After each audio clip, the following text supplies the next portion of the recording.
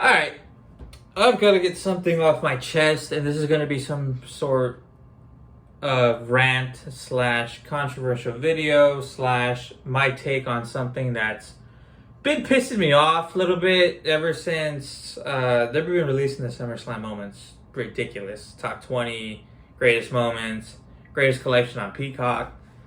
And every time these three things get brought up, there's never a time where we can just sit down and enjoy content. No, we always have to bitch, moan, and complain about something. And I get it, this is America. This is a place where we should be able to voice our opinions without somebody bullying us. Which I let people do that, and I don't ever let, somebody's opinion get to me or feel like I try to put them down. At least not on purpose. But it's like, I've about had it with these people. And these are the people who are saying, oh, well, when Brock was champ and he was a part-timer, Roman's pitch was he was going to be here all the time and da-da-da-da-da, and everybody's trying to jump down his throat for that and the contract that he signed or whatever. I'm like, you know what? First of all, it's kind of apples and oranges on so many different levels. Number one, life happens and shit changes. Okay? Cena bashed The Rock for going to Hollywood and leaving all these people and not being here every single week like he said he would. And then Cena does the same fucking thing and goes to Hollywood and, signs big movie deals and, has all these shows, Peacemaker, Bumblebee, just Fast and the Furious 9, just to name a few of the projects that he's done over the past couple of years. So that's the first thing. Shit happens and, life changes and shit, and this, you gotta roll with it. In Roman's case, I don't know if it was Vince or anybody else in the back, but they offered him a contract. And it's not like Roman asked for it like Brock did. Like, all right, I want a part-time contract. I want it. Give me my millions and I'll be there when I want to be there. That's not what happened. What happened was the creative team and the heads of the WWE, they felt like they need to save Roman Reigns for premium live events like SummerSlam or Survivor Series or WrestleMania or something of that nature.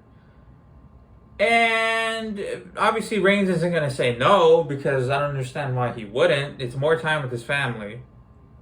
And then when he does show up, people are appreciative that he showed up and they drink in the content and they enjoy it. So I don't understand what the big complaint is.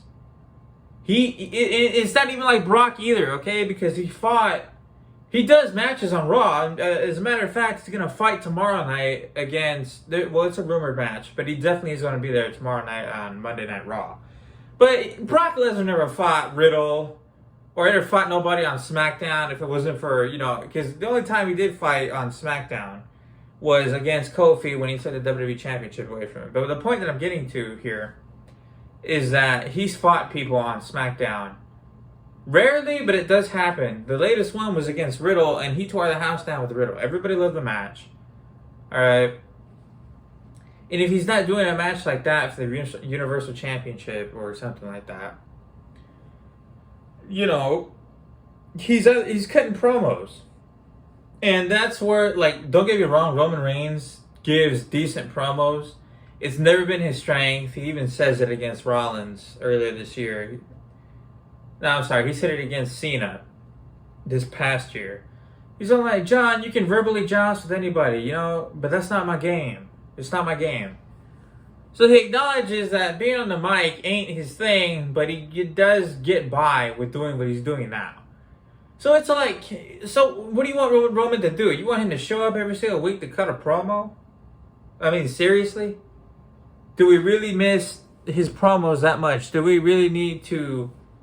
Again, I love his promos and all that, but I don't feel like I need to listen to him say the same shit over and over and over again, especially right now with Brock Lesnar, about I'm going to whoop his ass, and he's a dumb farmer, and he's not going to get the job done, and I'm the GOAT, acknowledge me.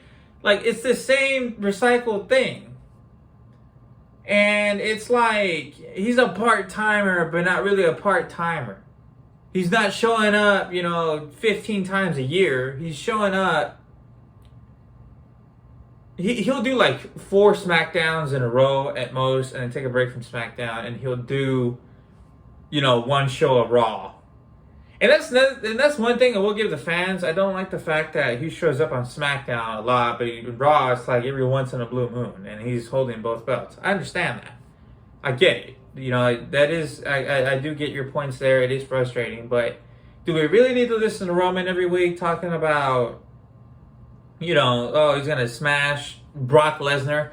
Like maybe once Lesnar's, because Roman's gonna win. He's gonna kick Lesnar's ass. I think the Usos are Cost Theory or somebody with Cost Theory. And then we move on to Drew. Then, okay, he should be there 2 times in a row. Maybe take 1 week off and then come back. Like that sort of schedule. I could get that. But against Brock, I don't think it's necessary right now. I really don't. Oh, and then you got people talking about like, oh, he could do more matches. Dude, it's Roman fucking Reigns. Okay, who in the hell are you going to put against Roman Reigns and expect that person to win? It's pointless. I mean, unless it's a mega match, like a match that's actually fucking interesting, then what the fuck is the point? Because when Reigns fought Big E and Bobby Lashley that one time, that was fucking dope. I enjoyed the shit out of that match. But it's not, the WWE we have right now, it's not built that way. There's no 2 top stars. McIntyre is doing his own thing. And I think it's ridiculous for Roman to be there just to cut a promo and then have some half-ass match like that nobody cares about. Or that we know obviously he's going to win. So, yeah, right now he doesn't need to be there every single fucking week. You know what I mean? Like, he just doesn't. And he does this better part-time right now than anybody does it full-time. Period. And you can't sit there and tell me whether you like him or hate him that he's not entertaining and you don't take your eyes off the screen when he's on the pay-per-view or when it's on the event. So it's like, give me a break, please. You know what I mean? Like, because I could sit here and bash every single wrestler that you like talking about, especially Cena and Rock fans. Oh, John Cena's the greatest of all time. And like, seriously, I could talk so much shit. Randy said he was going to be doing this for the next 15 years. All of a sudden, he's got this back injury, and now it's like he might not even wrestle again. And I'm a huge Randy fan. Cena, same shit, what I just said with The Rock.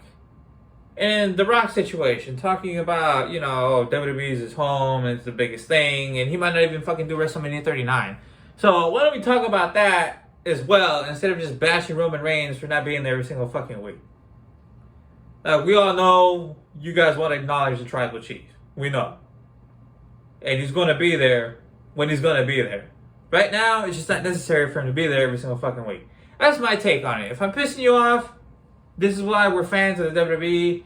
Every single fan base has their quarrels and going back and forth. And let me know. Let me know if you guys are pissed about what I'm saying or how the schedule is right now. Let me know. But again, I just want to give you guys a couple of things to think about. Is it really necessary for him to be there every week, especially right now in this rivalry? I don't think so. But let me know. Post comments, like, share, subscribe. Let me know what you guys think, and I hope to see you guys in the next video. Deuces. If I can hit the button.